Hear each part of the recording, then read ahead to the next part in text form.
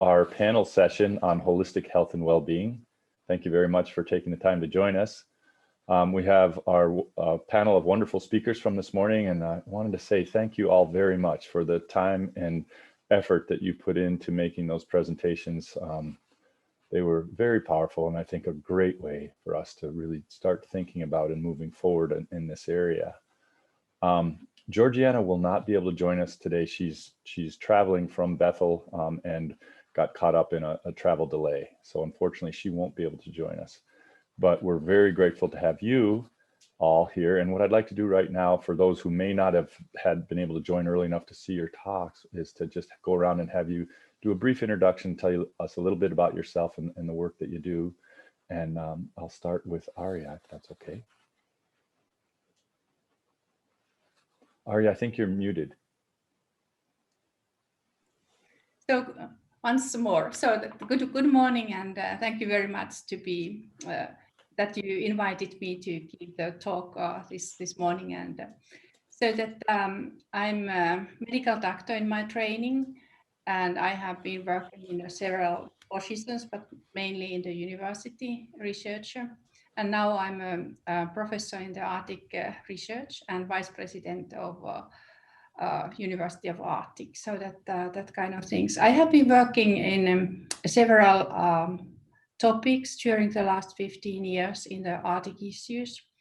And I have been always thinking that I'm coming from the little village.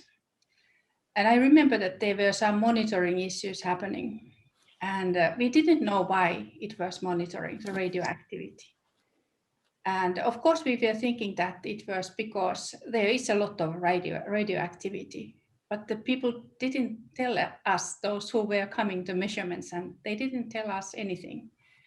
And I think that it's really important to have the discussion with local people, indigenous people, having the different views together. And I think that that is the basic element in my research and also in the education issues. I have been working also in the Arctic Council, so that in the health groups, there are 2 health groups in among those 6 working groups. And I think that it's also somehow giving a voice of the different type of the research. And I really like the collaboration. I think that we cannot do anything alone, so that we need working together. I'm a team player. So that was a long story about my work also. Oh, that was perfect. Thank you very much. And you are a team player. It's been a pleasure to work with you over these last several years. Eva, would you mind telling us a little bit about yourself and your work? Yes, Duenda. I'm from Nenana in Manly Hot Springs. I am indigenous to Alaska, and so I was raised on the land. And so I've been able to kind of watch our environment change over the years. And I actually have a background in engineering where I developed pipelines offshore in the Chukchi and Beaufort across the NPRA, and really coordinated large environmental impact studies. And it was through this work that made me want to change my degree and my career to get into natural resources and environment. So I'm working on a Master of Science. And then I also work very closely with my community. We're working on developing a community greenhouse, hopefully incorporating biomass and other renewable energy into that greenhouse.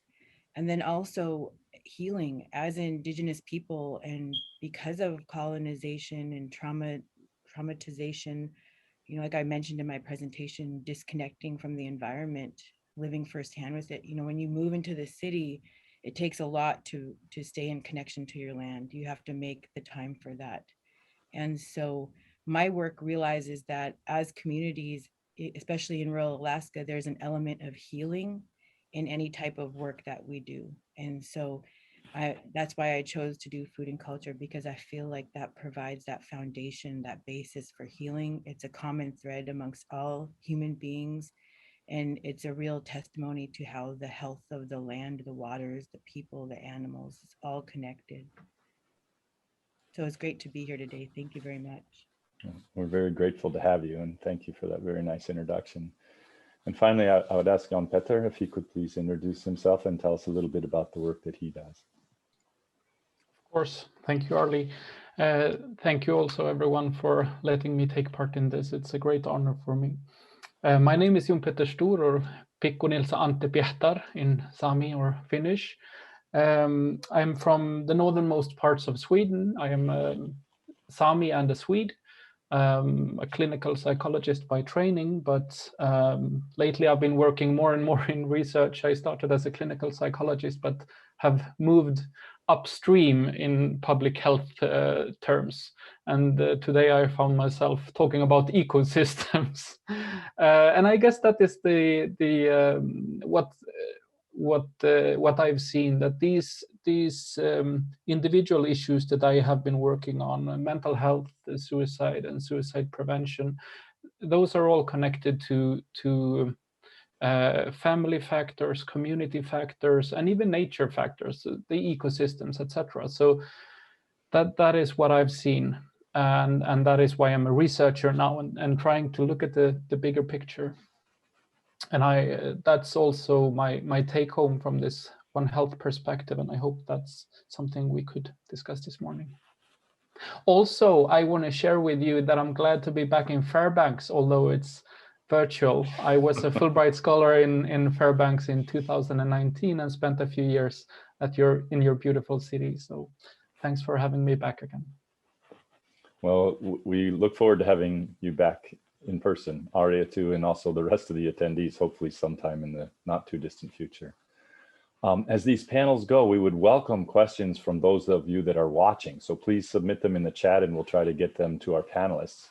While we're waiting for those first few questions, I really like the way that all three of you addressed the issues that you were talking about from a One Health perspective, and really bringing in the way that human, physical, and mental and emotional health and behavioral health are very much related to what's going on in the environment and what's going on with the animals that we live with and depend on. And what I'd like to start with is a question that kind of tries to bring the big picture side of this together with the community-based side.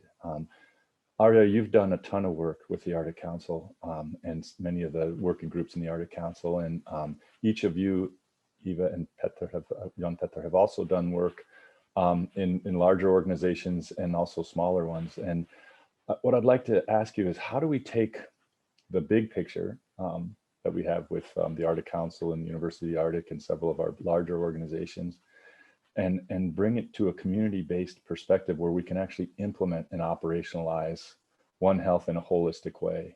I think each of you talked about things that you're doing in that area, but the coordinating of those efforts, I think, is really an important thing to do. We have some great ideas, but how do we put them into practice? So I'd like to hand that over to the panel and have you guys discuss it amongst yourselves and individually as well. Thank you.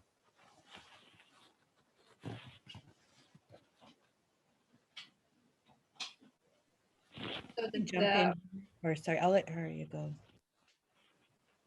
So if I start, so that I think that it's a connection of the different type of the networks together, so that when we are starting by the important issues which are concerning the communities and the places where we are living, and then we have the different types of the connections, so that for example, I know you, Jon Petter, for example, in the many occasions in the different networks and doing the things. And I think that is the way that we have the different connections to the different places. And I think that it's also very important to be in the places in a very high level, or in the political, which are not our researchers or the best feeling to be there, or something. It's not the work we are usually doing. But I think that that's really important to be. And I remember that when this University of Oulu was established, there was one lady who was saying all the time, by the way, there is needed to have a university in Oulu. So that, by the way, we have the One Health, we have this holistic view. We need to have that message to all our places where we are doing the work. And also having our students and collaborators and giving the presentations and talks and everything like that. And of course, we need to work together, so that it is really difficult to make big project where are the different disciplines together. And for example, I can understand that I don't know so much about energy issues or something like that, or not so deeply into economics or so. But if I'm involved in these groups, I can understand more, and I can also share my knowledge, and I can have the more knowledge about their side, so that it could be. But it takes time, of course. It's the same like partnerships in everywhere. So that having the trust and having the same language, and that's why I'm saying that the One Health is somehow it's some way to communication. I think that in the different levels of the society or the different types of the things. So I think that that's my view, or how I can see these different pieces coming together. Thank you. Thank you, Harja. Eva, you had a thought. Yeah, so I forgot to mention that I'm also part of the Arctic Observing Summit, our Indigenous Food Security Working Group that works out of the International Arctic Research Center. And through this, we're part of the Sustained Arctic Observing Networks, and then they developed the roadmap for Arctic observations. And I actually had to remind myself of all these terms, but it's through this group that we start to look at the scales of how we can make change, right? Like it's a local scale to a global scale, and then creating the spaces where we can bring in our local observations so they inform decision making at that global scale. And so, you know, our change has to happen from the bottom local and from the top. And so how do we start to work together? Because Arctic Observing Summit last year was really observing for action. And I mentioned briefly in my presentation that if we're going to work together and take action, it takes research, community engagement, and advocacy. And I think scientists a lot, and I am a scientist myself, but I feel differently because I'm from the environment. And so I grew up a scientist. I was a scientist before I ever went and got a Bachelor of Science, before I ever started working on a Master of Science. So acknowledging that experience is very important for researchers to understand that though many of our people are scientists. So how can we observe for action is that we have to be comfortable in getting into advocacy a little bit. And so that takes putting the tools in the hands of the local people so that they can begin to advocate and influence policy at the global scale. And so that's really where I see us coming together, is figuring out ways where we can blend scientific research, community engagement, and advocacy. Thank you. That's a great point. Jan Petter. Well, I very much agree with both Arja and Eva. I think as a researcher, it's becoming increasingly clear to me that we are quite privileged in the way that we are one of the few players that might have connections on the local level with perhaps with politicians on the regional level, perhaps also on a national level. And so we are in a position where we could connect people. And that is a position of responsibility that I certainly think we should assume, trying to make all of these connections. That is one thing. And also I want to stress this, whether you call it advocacy or approaching politicians, I think that is a role that is not what we typically think of as research, but it comes with this the privilege that we have. It's not a coincidence that I was in Fairbanks. It's not a coincidence that I've been in northern Canada, in northern Russia, and in different parts of northern Scandinavia, and using this position of privilege in best possible way, serving our people. I think that is the key. Thank you very much, and I agree with you. And I think it's a privilege. It's also a responsibility, as you mentioned. One of the things that all three of you mentioned in your talks and emphasized was how One Health can be a platform for bringing indigenous ways of knowing together with Western science in a way that I think can be, as we talked about yesterday, this two-eyed approach to seeing, give us a more complete view, and also these different perspectives, I think, can come together in a very powerful way. Indigenous ways of knowing have been stewards of lands and resources in a sustainable way for thousands of years. And I think from a Western perspective, I hope we're coming to awaken to the idea that that's really the way we need to approach things. And Petra, you talked about monocultures and the way that it's impacting the Swami people. And Neva, you talked about climate change, and so did you, Arya. And I just love to hear how your perspectives may be on how we can bring these two knowledge systems together in a way that gives equal value to both, and that allows us to be more effective in the way that we understand and work on these big issues that we're facing in the Arctic, because they are big and they need to be addressed.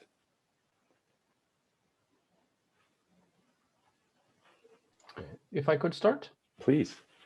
Well, I think that is the key challenge, or at least in my work, I find that is one of the key challenges. In my presentation, I mentioned all of this statistics around mental health and suicide, and we know from other research that this is connected to a lot of other behavioral and health issues. But the fact is that most of the research concerning these things are not done in a collaborative way, or aren't looking at these community level factors or ecosystem level factors. Oftentimes, because when we do research, for example, on suicidality, we're looking at patient records, and you're not going to find ecosystems things in those places, right? So it's a real challenge of bringing in this perspective when the tradition of Western research, in this case medical research, hasn't been to do that. And that is what I find to be the key challenge, because for example, the perspectives brought into from this qualitative research, from talking with Sami who are living this on a day-to-day basis, that isn't necessarily counted as strong enough evidence in the Western medical research paradigm, and this leads to that we have to challenge that, or that's what I find. We have to challenge that. Thank you. That is a great point, and I think the way that we collect data and the way that we handle data and information in these two knowledge systems are different, but they're both very valuable, I think. And I thank you for bringing that point up, Jan Peter. Arya or Eva, would you care to comment on that?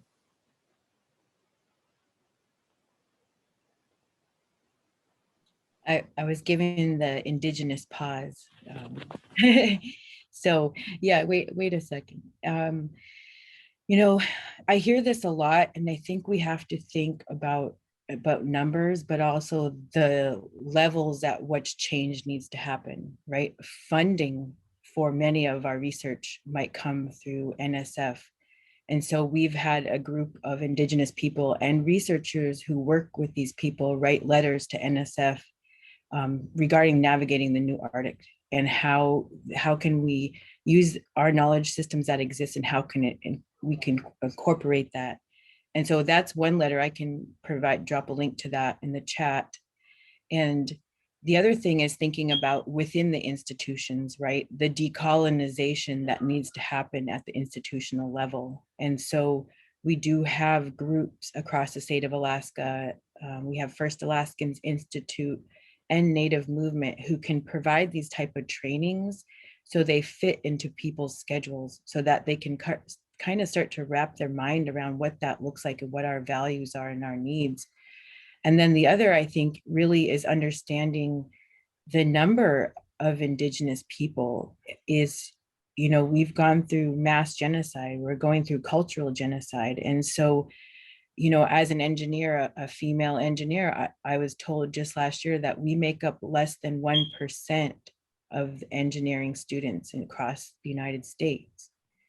If we talk about PhDs in Alaska, we only have 100 Alaska Natives people that hold a PhD.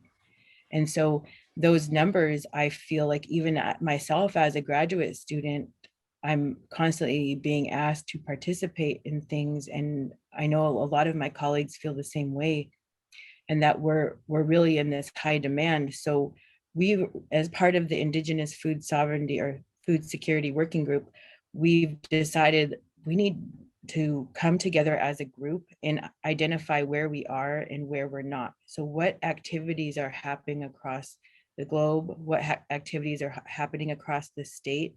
What programs are working? Where can we point people to say this, if you want to do this and do it right, this is what the people down in St.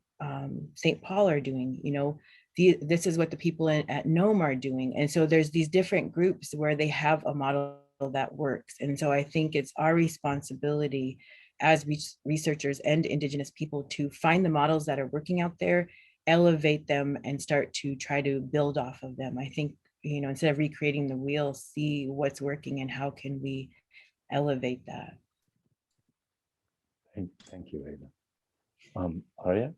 Yeah, so I think that these are very good points you said, Jon Petter and Eva, so that they are the very important things.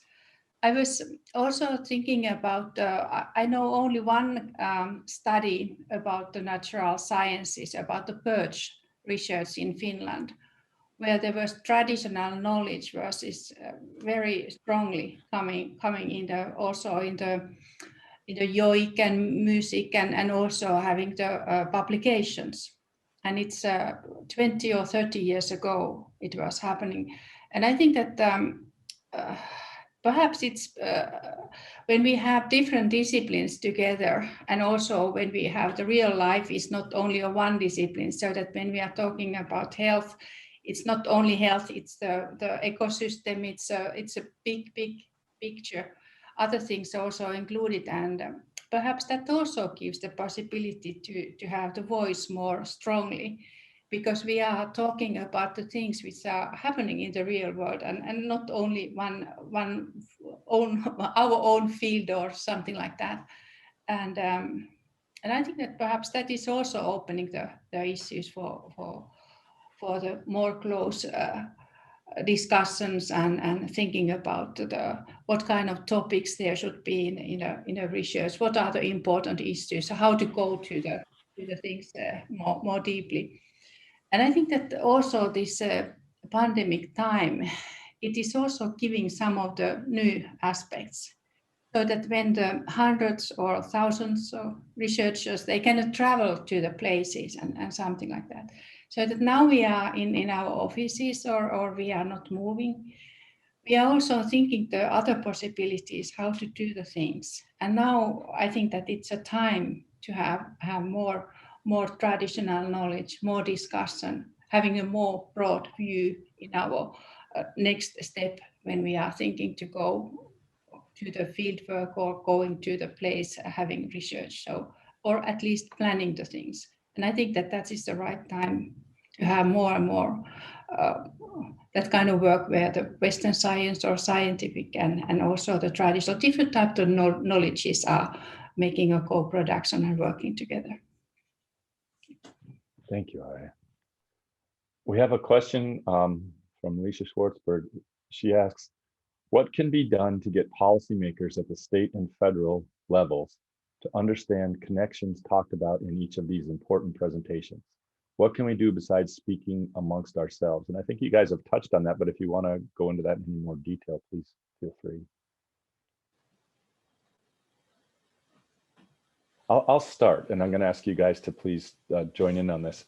I think here in the United States, it's been very blatant about issues we've had that way over in the last 4 years. And I think that our ability to communicate science to policymakers has really suffered, at least here. And I think that that there's a bit of a distrust in terms of what scientists say because of, you know, we often talk in probabilities and statistics, and those things change. And so people think we aren't sure, we don't really know what we're talking about. How do we better communicate to policymakers the really important messages that you guys all talked about today in a language that they understand so they can actually try to put things into place? What can we do better in that regard? If I start, so that I think that we can do better, so that we try every time when it's possible, and we are asked to be in have a short presentation or talk or something like that, and we can also have a contact and saying that this is important thing, this is coming up, and we should discuss and what to do the next steps or so. Of course, thinking about the US and Finland, we are much smaller country. And of course, we know the people much more. I think that, of course, when I have been now almost 15 years in the Arctic Council, the different working groups and other things, so that I know the people also from Finland and from also other countries. So it is perhaps more easily to be connected or doing the things. Every time when I'm asked to give some small talk or something like that in a places where policymakers and other things, I will of course do that. And I think that the researchers, we can have a very good channel to our thoughts through. At least I feel so. I don't know if I have been too long time in these issues. I've always appreciated the way that you take pretty complex things and make them put them in a language that anyone can understand. You're very good at that, Arya. Jan Petter, do you have a thought to add? Well, I can tell you what I'm doing. Mm-hmm. I don't know what others should do, but I could tell you what I'm doing. We're trying to. I think what we're trying to do is short circuit the system, break into the political system. At the moment, for example, we are working on behalf of the Sami Parliament in producing a background report for the new Swedish national policy for mental health and suicide prevention. So we're working together with the Sami Parliament, the Sami elected parliament in Sweden, on their behalf, writing the report basically that is going to go into the new Swedish national policy. And then, of course, it is our responsibility of finding ways how to highlight especially the holistic perspective that is so clear from a Sami perspective, and that might be less clear from a national Swedish perspective. And that is something that we're trying to do, or that we're doing. And of course, this might not be possible everywhere, but when we have the opportunity, again, I think we should seize it as a matter of responsibility. Thank you. I think, again, to me, this speaks to, as Indigenous people, we've been under the pressure of the United States government for many years now. And so they often say, like, if you're born Indigenous, you're born into politics. And so this is where, in my mind, this community engagement and advocacy comes to the forefront. So if you think about, I'm learning in my natural resources, there's crisis management. And so why is society, turning away from research and stuff? It's because of the messaging that they hear, the propaganda. So we have to counteract that with our own messaging and propaganda, which takes finances, which takes collaborative support. Like somebody just said, we're talking amongst ourselves. So, but when you hear different voices, like the NSF letter, it came from an Indigenous organization originally, but then researchers at the university backed it up. And so now you have, a whole network of people saying, this isn't right. How do we change? And I also think really what speaks to politicians and people which are so influenced by economics is the dollar, explaining, this is how climate change, what does it cost to do all this emergency management? What is it costing to subsidize fishing? What does it cost to subsidize resource development?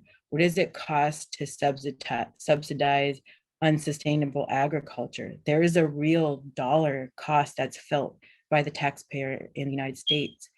And then also looking at my brothers and sisters of like Standing Rock or Native Movement, Native People's Action, they were actually, through their grassroots community organizing, they were able to influence change. And so we're now seeing that the permitting that was allowed for these pipelines that Standing Rock, they're now may have to shut down. We just saw that the people advocated against ANWR, the banks. And so now that project is less supported. It's supported by the state of Alaska, but it's not being supported by banks. And so that's where this advocacy and community organizing is so important, and to look at the people who've been having to advocate against the government ever since the government stepped foot on their lands. So. Thank you. Thank you, all three of you, for those thoughts. You all three bring up another important point, I think, and I'd love your input on this. It seems like when we get to health issues, we are focusing on reacting to problems that are after they occur, rather than necessarily putting resources towards the prevention side. And I think there were some great talks today where we're starting to do that. But I was, Bishop Desmond Tutu said, when I got tired of pulling people out of the river, I went upstream to figure out why they were jumping in the first place. And I think that, how do we do that? How do we convince the funding agencies and the places that are supporting the great work that you all do, that focus on prevention of some of the big health issues that we're facing right now? And you mentioned that, Eva, and just now in your response. How do we show that it's worth that investment? It seems like it's hard to get people to invest in prevention. They're willing to pay for things once they've happened, but often that's more expensive and more resource oriented and less effective. You know, I often use the COVID-19 outbreak as an example, right? It's a miracle of modern medicine that we actually have a vaccine within a year of this pandemic that hopefully will put the pandemic down. But that is not going to keep the next pandemic from happening. And it's not going to help us understand why this pandemic happened in the first place, what we've done to the environment, what we do in the way we raise animals and the way we react with each other that actually caused this thing to happen in the first place. Those are the types of issues I think that we need to address. So how do we do that? How do we get folks to look at the preventative side? I'm worried that I think this is a great opportunity, this pandemic, for us to really reevaluate the way that we look at things and the way that we address things. But how do we keep that momentum and not lose it? So if I start, so that I think that now we have the situation, at least thinking about the European Union and the grants and funding, and it's a huge amount to the pandemics, of course, and the hazards, and how to prevent, how to be ready for the next one which is coming. But of course, it's put the funding to the side, which is from the ordinary or other diseases and prevention and not so high level interest at the moment. So it is always so that when we have something, it's moving the focus, so that now we are putting a lot of money. And also the Finnish Academy, they have a call, for example, the pandemics, how to prevent the next one, how to prepare, how to do the things, how to have all this information what is now available, and how to focus in the future and do it better in Finland or in together with the other countries. But I think that it's really difficult if we are thinking about the prevention of the very ordinary diseases, so that which have not some speciality at the moment. And as John Petter, you said that the mental health problems and also the suicide prevention programs and other things. Of course, now we are talking a lot about the time after this, so that marginalization and also what is the situation of the youth and how they survive And we know very well that at least in Finland, it has been very much looked at when we have a finance crisis and other things, how we lose some 5 years or 10 years or something like from the youth and also the families, and they are coming more problems in the economical issues in the families and also the young people, and so I think that it should be also thinking about those issues. Of course, it's important to develop new medicine and medication and also the vaccination and other things, but thinking about something which is also the big part of the people population are suffering those diseases also.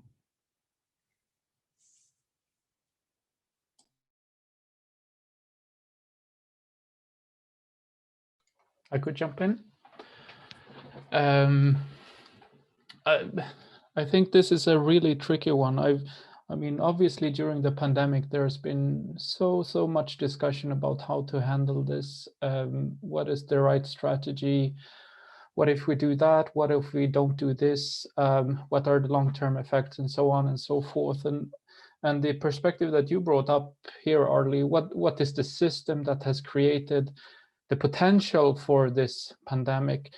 I'm not seeing that discussion. I'm not seeing that happening. And I think, again, as researchers, we could be the ones driving that. We could, because that, at the moment at least, that would be a critical perspective, bringing that up, bringing that into the conversation. And yeah, and I think it's a matter of responsibility on behalf of all of us, but especially as scholars, because again, we're in a privileged position where we might be best positioned to see these overarching issues and then bringing that into the discussion. What is the civilization we have created that could give rise to this kind of dramatic pandemic?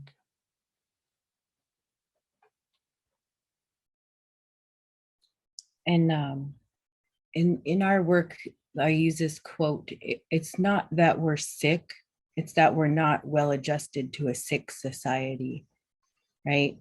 And if we think about people being indigenous, somebody told me, 3,000 years ago, we were all indigenous. We were all connected to the land and the environment, the plants and animals in some way. And it was through this idea of land ownership and creating boundaries and profiting that's really where we're seeing this all come to a head, that globalization, mechanization, industrialization, how all of that has taken away from our ability to self-sustain, our ability to be self-reliant, to be connected to the land, to want to care for it. And that the people, like I mentioned, these subsidies, that they're forced into these agreements where they're very production focused. And we have to remember, like, our gross domestic product, like it's based on a natural resource base. There are not infinite natural resources. And so we have to take care of that in order to have this economy. In my lifetime, I've just seen the economy crash 2 times. Like that's a lot. And they say that this economic depression that we're about to go through is worse than the Great Depression. And so our elders have always told us that this time would come. This time would come when those who said they could take care of you cannot care for you anymore. And so it's our job to learn how to live off the land. And that's becoming harder to live off a land that's going through so much change and impact. And really, I think one of the things I noticed during COVID is that when there wasn't all this transportation of goods, how the oceans were becoming healthier. And, oceans play such a key role to all of our livelihood. They're what clean the air, the biggest carbon sink out there. The fish that come out of there, if we weren't using these huge commercial fishing vessels, that we wouldn't be creating such a problem. And that we have to learn. I really think that small business and local food production are ways that we can start to chip away at this big corporate global structure. That's really it. And I think Georgiana and I both talked about prevention, because it wasn't long ago for my people, they didn't need $1 to survive. They lived off the land. And so there's a lesson to be learned in that, is that we have to get back to that. And in order to get back to that, we have to give up some things. You don't gain anything in life unless you offer and sacrifice. And so what I've done is, I had a very comfortable job as a senior project engineer, and I decided that participating in that economy didn't bring me wellness, didn't bring my people wellness. So now I fight really hard to work in using food and culture for community healing and becoming more self-reliant at the community level. And so I know we have a lot of large cities, but how can we duplicate this model of local food production and small business? I feel like that's a step in the right direction. And that why I bring this up is because many of the prominent diseases in America are related to heart disease, diabetes, obesity. Those are all food and lifestyle related diseases. And so we have to really take a look at where our food is coming from and how is it produced. Because when we start to produce our own food, we feel more of a connection and an attachment to it. We want to care for it. You don't care for it the way if you just go into a grocery store and pick something off, put it in your cart and pay for it with $1. It's a way different model than what I'm doing or my people are doing, and I just went beaver trapping because I realized, okay, salmon and moose are in decline. What other species are more in abundance that I can learn how to harvest so that I can keep more in balance with the environment? And turns out that beavers they're great for the environment and they're super delicious. So I just say, we've got to look to different things that we might not realize are good for us. Thank you, all three of you, very much. Those were really great and thought-provoking responses. One of the things you just brought up, Ava, I think is a really important point, and that is, and from our Western economic structure is based on constant growth, which is really not sustainable. Whereas indigenous culture is more based on sustaining things for 7 generations or more in the future. I think that's where we could really benefit from sharing knowledge structures and looking at things like that. You actually started to answer the next question in the chat, which I'd love you, all three of you, to please continue developing. And that is, we talk about One Health as this thing that we all understand is the interdependence of human, animal, and environmental health. And that really none of those three can be healthy unless all three of them are healthy at the same time. And when we consider issues, we can't just consider how they affect our health. We need to incorporate environmental health and animal health in that picture as well. And I think the pandemic's a great example of that. And for those of us that are fortunate enough to have already connections to the land and how we gather our food and the time that we spend, it's very clear for us to see that. But as since the Industrial Revolution, a large percentage of our population is now distanced themselves from their connection to the land, to the animals, to the plants, and how do we help folks like that see that this interdependence is real? And I think the pandemic is a great example to show them, because we often as Westerners think of ourselves as in control of the world when actually we are part of the ecosystem. And I think that's another dynamic that we can learn from indigenous ways of knowing, is that you mentioned it in your talk, Eva, we are stewards. We're not masters, we're stewards. So how do we help folks who are not living the way that we get to live here in Alaska or in Finland or Scandinavia? How do we help people in the big cities see that this is just as important a part of their life, and that is a really important part of their own health?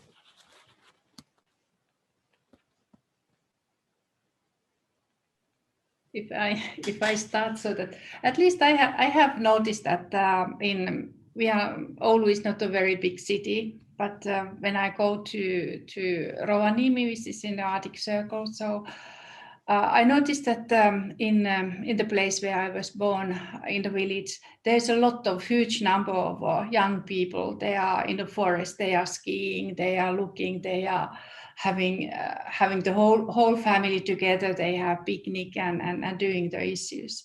It has been never before.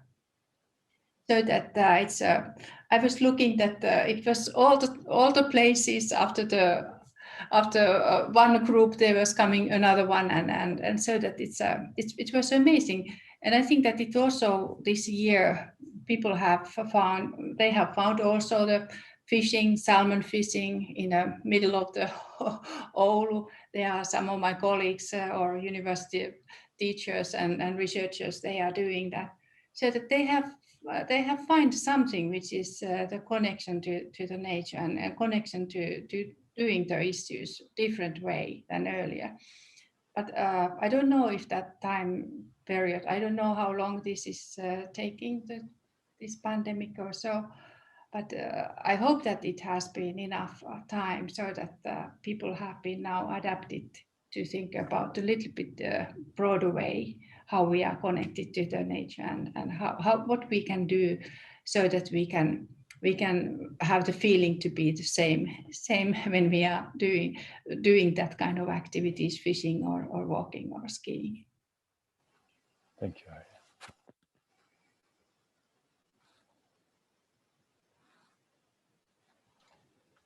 Well, I think this is the $1 million question. And I really wish I would have a good answer, but I'm struggling with this. I don't know. I think I agree with you, Arja, that we are seeing similar things in Sweden, for example, with the more young people being out in the nature.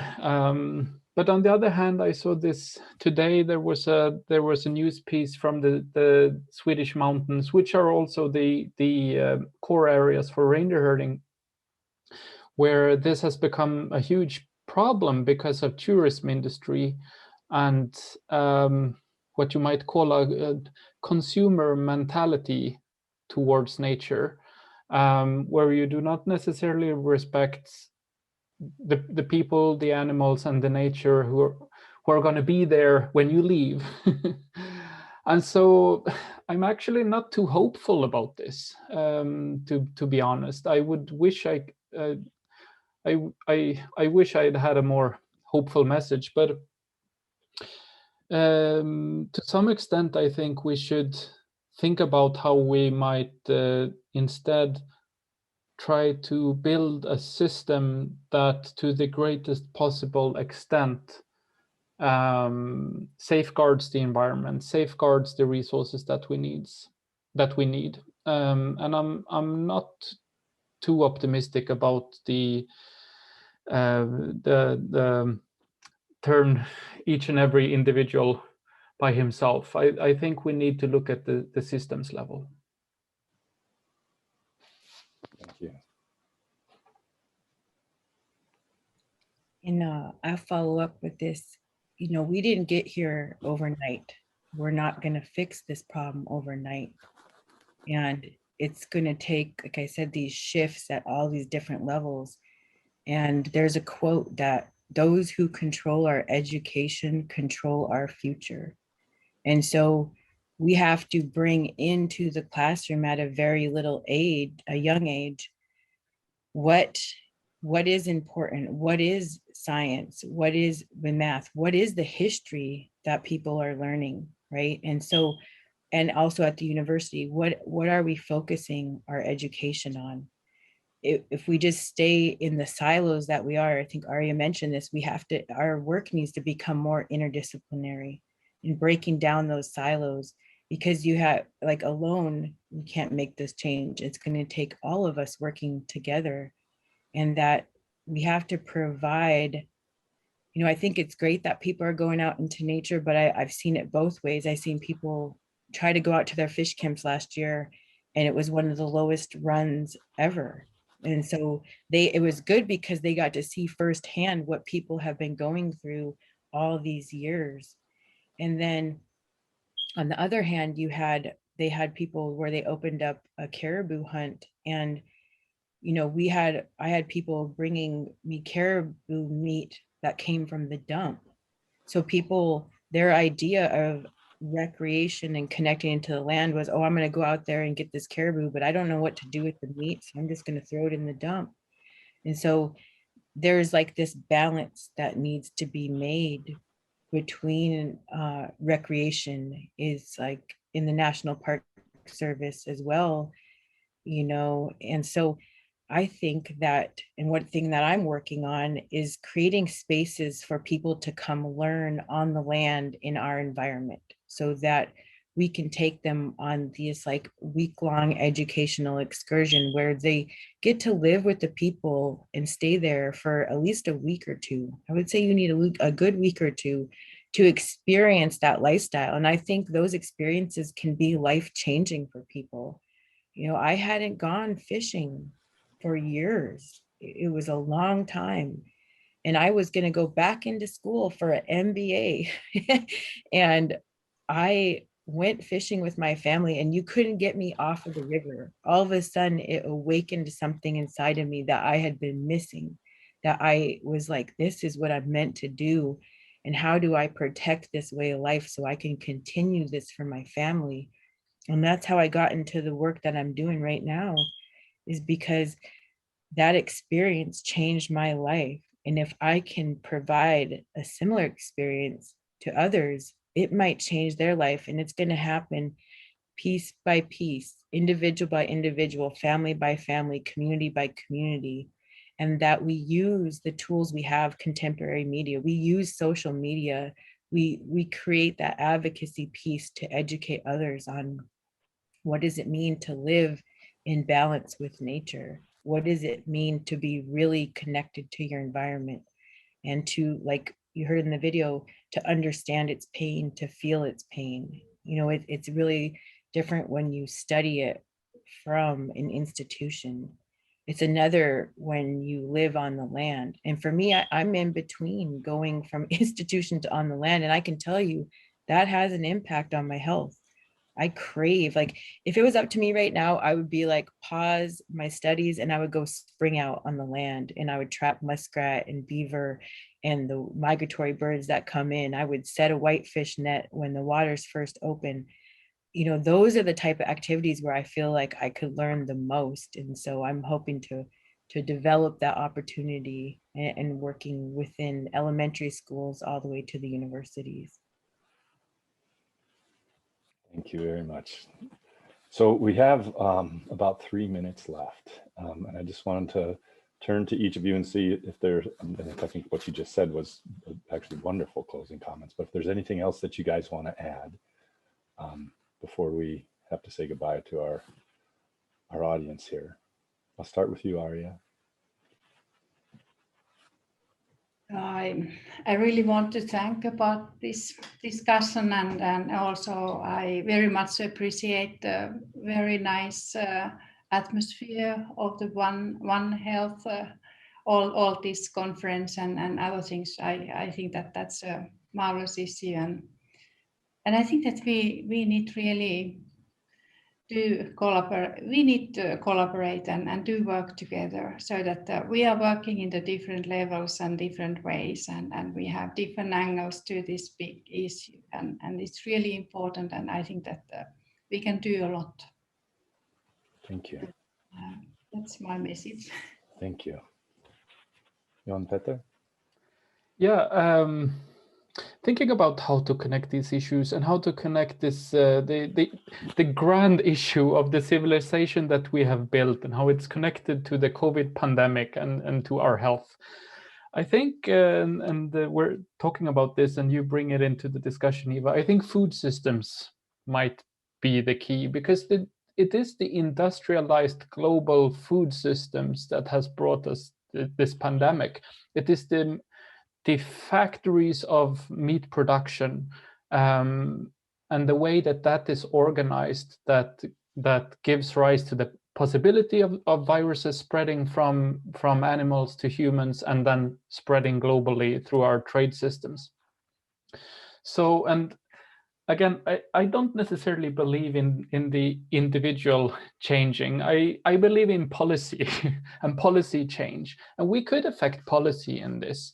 I mean, we have on all of our meat packaging in the supermarkets, we have all the nutritions are in there. It's listed up and down. I mean, we could also demand policy saying where does this meat come from? How was it produced, etc. And so we could use that opportunity to bring in this critical perspective on our civilization, and especially the meat production here, or our systems for food production. And that is that is one point where the One Health approach really benefits, or we could use that to advocate for this kind of change in our policies. Thank you. Eva? Yes, I'll just follow up with another thing. I heard Winona LaDuke say that, you know, when there's a storm, the cows will just run and freeze. But a buffalo, it stands strong in the storm and it faces it head on. And I really want us to think about that, because what foods existed on this land before we did the mass agriculture, the monocropping that we do in the United States. I think there's like half of our continent is used for 11 crops. The lack of biodiversity that we're producing and perpetuating. So thinking about that statement about buffalo, what animals and plants were here first, what belongs, and also who knew how to manage those plants and animals, who knew how to care for the environment so those plants and animals were healthy. They think there's enough of that knowledge around that we have to look to it and we have to bring it in. It is about our food systems. That's the one thing that brings us all together, right? We need food, clean food and water. When I go to my fish camp or trap line, I don't need electricity or energy. I need clean food and clean water. So I want to end with that. Thank you, Basit. I want to thank all of you so much for your time and the great work that you're doing, and all the knowledge that you've shared with us today. I think there have been some really important common themes. We have some warnings facing us right now, big ones. Climate change, as you mentioned, what's going on with our food systems. I think this pandemic is a glaring example. And as you mentioned, Jon Petter, it is a result of our food chain. It's also a result of what we've done to our environment to bring these reservoirs of potential zoonotic threats that reside in wildlife in contact with our domestic animals, and then the way we house those animals, and even the way we relate to each other, you know, in traveling around the world, in our political systems. It is a One Health issue. And I think that One Health gives us a platform to work across cultures and learn from each other, across disciplines in ways that we've never really thought of, and understanding these problems in a way that is both deep and broad, so that we can hopefully find the big picture solutions. But what's unique about it too is that I think in its roots, One Health is a community-based movement. And Eva, you brought that up. I agree with you. I think that the way to change things, yes, we want to change policy, but a lot of times policy changes in reaction to what's going on in the communities and the drive from the communities. And so I'm just so grateful for all that you guys have brought to this conference, and for everyone who's been here and listened with us. And you guys have set us up great for our next few days, because tomorrow we're going to talk about zoonotic disease threats.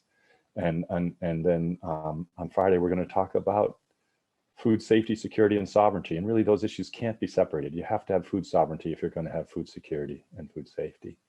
And there'll be some talks on how contaminants in the environment relate to that. On Saturday, we're going to talk about education and policy and data sharing, which is something that you guys all brought up today. And then on Sunday, it's climate change.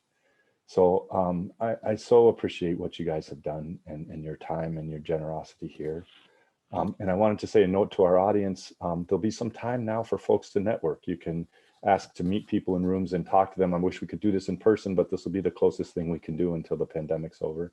And then there's some beautiful posters that I'd love for you to take time to look at. People will be waiting in the rooms to talk to you about them. So thank you all for your time today, and look forward to seeing you throughout today and the rest of the week. Koyana Chakmak.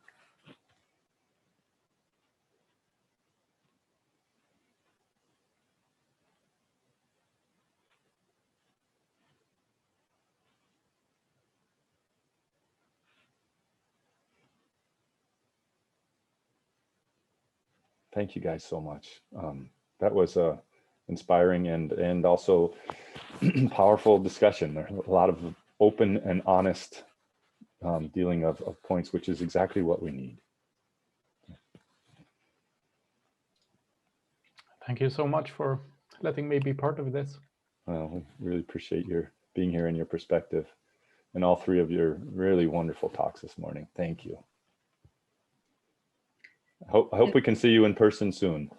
Yeah, I hope also. It would be so nice to hug all Yeah. of Yeah, but it was really, really nice to be in the group. So, and very difficult questions. Yeah. Yes. Thank you. It was You guys great. Appreciate it. Thank you. You guys take good care of yourselves and be safe. Right. Same to you.